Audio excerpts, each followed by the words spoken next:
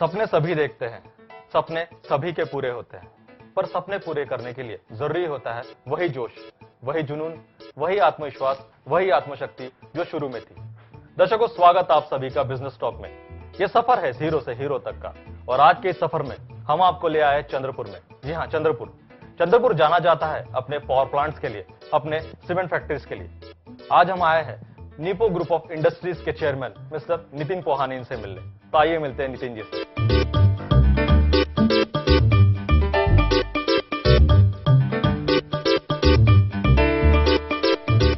Mister Nitin Pohane, chairman Nipo group of industries. 32 साल के नितिन पोहाने, इन्होंने अपनी नीपो इंडस्ट्रीज को भारत में ही नहीं बल्कि विदेशों में भी पहुंचाया है। नितिन पोहाने चंद्रपुर के पठानपुरा इलाके में रहते थे। उनके पिता श्री वसंतराव पोहाने, इनका सब्जियां बेचने का एक छोटा सा स्टॉल था। एक 8 बाय 8 के कमरे में 5 लोगों का परिवार उस समय रहता था।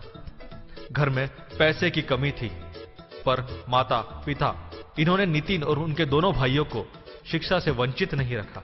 पिता को व्यवसाय में बचपन से ही देखकर नितिन जी ने खुद भी बड़े होकर बिजनेसमैन बनने की ठान ली थी। 9वीं कक्षा में टूथब्रश और बैग्स बेचकर उन्होंने अपना पहला व्यवसाय शुरू किया। उसके बाद acupuncture exercise products, computer institute, computer trading, computer manufacturing, water purifier manufacturing और अब इंडस्ट्रियल मशीनरी प्लांट्स, ये बिजनेस शुरू किया। नितिन पोहाने, इन्होंने आज कई युवक और युवतियों को रोजगार दिया और उन्हें खुद की इंडस्ट्री भी शुरू करके दी। नितिन पोहाने जी एक सक्सेसफुल बिजनेसमैन होने के साथ साथ एक समाज सेवक और समाज सुधारक भी हैं। व्यसन मुक्ति, नशा मुक्ति से चंद्रपुर और पूरे भारत को मुक्त करने की सोच नितिन जी की है। नितिन जी ने चंद्रपुर में कई सामाजिक संगठनों को मदद की। एक सच्चे बिजनेसमैन और एक सच्चे समाज सेवक है नितिन पोहाने। दर्शकों, आइए मिलते हैं पोहाने सर से। सर, बहुत बहुत स्वागत आपका बिजनेस टॉक में। सर, आप नीपो ग्रुप ऑफ इंडस्ट्रीज के चेयरमैन हैं। भारत के 8 महानगरों में आपके ऑफिसेस हैं। उसी के साथ साथ विदेशों में 3 देशों में भी आपके ऑफिस हैं।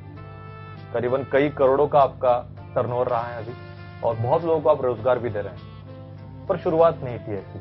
आप शायद चंद्रपुर के पठानपुरा इलाके से आते, जो एक स्लम एरिया कहा जाता है, वहाँ के झुग्गी में रहते थे आप, 150-200 स्क्वायर फीट की झुग्गी में।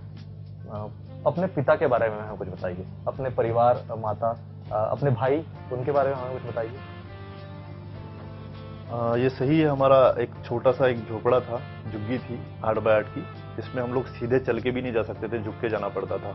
पठानपुरा एरिया था, और उसमें आजू बाजू का एटमॉस्फेयर भी उतना प्रोग्रेसिव या ग्रोथ होने वाला नहीं था। कुछ शराबी भी थे, कुछ छोटे नैरो माइंडेड लोग भी थे, और तरक्की का कहीं भी वहाँ कुछ आसार नजर नहीं आ रहा था। लेकिन पिताजी हमारे इतने सख्त थे कि उन्होंने कभी ऐसे माहौल में घुल मिलने नहीं दिया। एक अच्छा माहौल देने की कोशिश की, अच्छे संस्कार देने की उन्होंने बहुत अच्छी कोशिश की। जी, बहुत अच्छी कोशिश की, और उनके ही संस्कारों की वजह से आज हम यहाँ पर पहुंचे।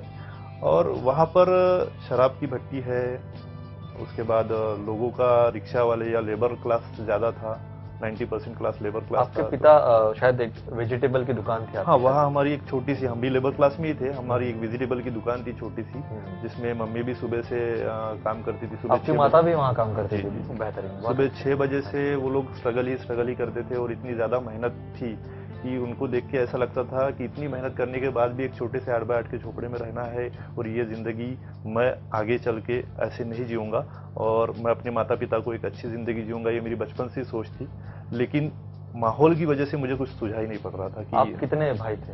हम 3 भाई थे।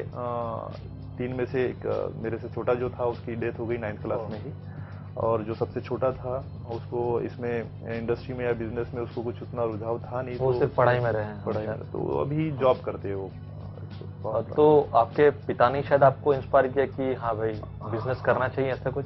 पिता को देखता था कि एक मेरे उसी समय से मेरा एक नजरिया बन गया कि छोटा सा रिक्शे वाला हो, सब्जी वाला हो, या मिडिल क्लास बिजनेसमैन हो, या बड़े से बड़ा इंडस्ट्रियलिस्ट हो, चाहे अंबानी हो, गेट्स हो, इनमें एक चीज कॉमन होती है, वो ईगो। इनको किसी के सामने झुक नहीं सकते।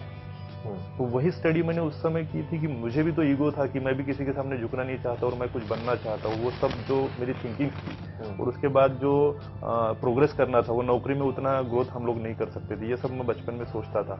लेकिन रास्ता तो मिल नहीं रहा था, तो फिर सोचा कि क्या करना। तो एक तो पढ़ाई शुरू थी उस वक्त? पढ़ाई शुरू थी। मतलब पिता ने आपको एजुकेशन दिया? क्लास में हमेशा फर्स्ट क्लास ही आया हुआ, ऐसा कभी एजुकेशन में पीछे नहीं। लेकिन रात रात भर पढ़ाई करता था, दिन में काम करता था, लेकिन पढ़ाई में भी कभी हमने पिताजी ने अभी पीछे नहीं रहने दिया हमें। वो कहते थे कि पढ़ाई करना बहुत जरूरी है, क्योंकि पिताजी कम पढ़े थे, हमारे माताजी भी कम पढ़ी थी, तो उनको उसका एहसास था कि पढ़ना कितना जरूरी है। और उन्होंने पढ़ा है दिन रात मेहनत करके, और पढ़ाई का नतीजा ही है कि आज सक्सेस देखने मिल रहा है। तो आपने पहला अपना जो बिजनेस है उसकी शुरुआत कौन से, मतलब किस समय की? 8th या 9th क्लास में था उस समय। मैं तो सोचा कि कुछ खुद का शुरू करना है। 9th क्लास में आपने सोच लिया था? क्योंकि पिताजी से थोड़ा सा झगड़ा हो गया था, और उसमें मैंने बोल दिया था कि 8 बाय 8 के छोटे से झोपड़े में आप रखते हो, और ऊपर से इतना सख्त आपका मिजाज है, ये है वो है, और आप हमेशा डांटते रहते हो, मारते रहते हो, तो मैं ऐसे नहीं रहूंगा। मैं 8 बाय 8 का झोपड़ा नहीं बनाऊंगा, मैं बनाऊंगा 12 बाय 12 का, मेरा बाथरूम ही रहेगा। क्या बात है। ये मेरे ठसन की वजह से मुझे अब बोल तो दिया था, अब करना कैसा है वो समझ भी नहीं आ रहा था। अब जो बचपन में रास्ता दिखा, एक टूथब्रश घर घर जाके बेचने मतलब का। 9th क्लास में आपने सोच लिया था कि आपको खुद का कुछ ना कुछ व्यवसाय शुरू करना है। है। सर जानेंगे आपने आगे क्या किया, और एक छोटे से ब्रेक के बाद। मेरी चंद्रपुर में नॉर्ले इंडस्ट्री नाम से इंडस्ट्रीज है, जिसका ब्रांड नेम यूएमडी है, एक्वा है। ये इंडस्ट्री 2 साल से चंद्रपुर और आजू बाजू के 5 जिले में अच्छे से काम कर रही है। सबसे पहले मैं बेरोजगार था, लेकिन हर किसी का ख्वाब रहता है कि इंडस्ट्रिस्ट बनूं, लेकिन पैसा और मार्गदर्शन नहीं रहता है। लेकिन नितिन पोहानी जी जो मेरे कॉलेज फ्रेंड थे, उन्होंने मुझे गाइडेंस दिया कि इसी तरह से तुम अपने इंडस्ट्री खुद की शुरू कर सकते हो, और उन्होंने मुझे मार्गदर्शन किया, और उनके मार्गदर्शन को मैं फॉलो करते करते मैंने आज खुद की इंडस्ट्री की है। मेरा इंडस्ट्री का नाम है जशील इंडस्ट्री, मेरा ब्रांड नेम है एक्वा किंग। नितिन पोहानी सर ने मुझे इस फैक्ट्री डालने के लिए सारी मदद की है। गवर्नमेंट सब्सिडी से लेके, डॉक्यूमेंटेशन लेके, और आईएसआई से लेके, और बैंक लोन से लेके, ये सारी उन्होंने मदद की है। नितिन जी पोहाने इनकी समाज सुधारक फाउंडेशन जो संस्था है उनके माध्यम से समाज में परिवर्तन लाने का काम नितिन जी पोहानी कर रहे हैं। दर्शकों कहीं जाइएगा मत, पोहानी जी से बातचीत जारी है। उन्होंने आगे क्या किया जानेंगे, मगर एक छोटे से ब्रेक के बाद। सर आपने नीपो नाम से ही अपने सारे काम शुरू किए, ये नाम आपको कैसे सूझा? बचपन में हमारे एरिया में बच्चे एक दूसरे से मजाक में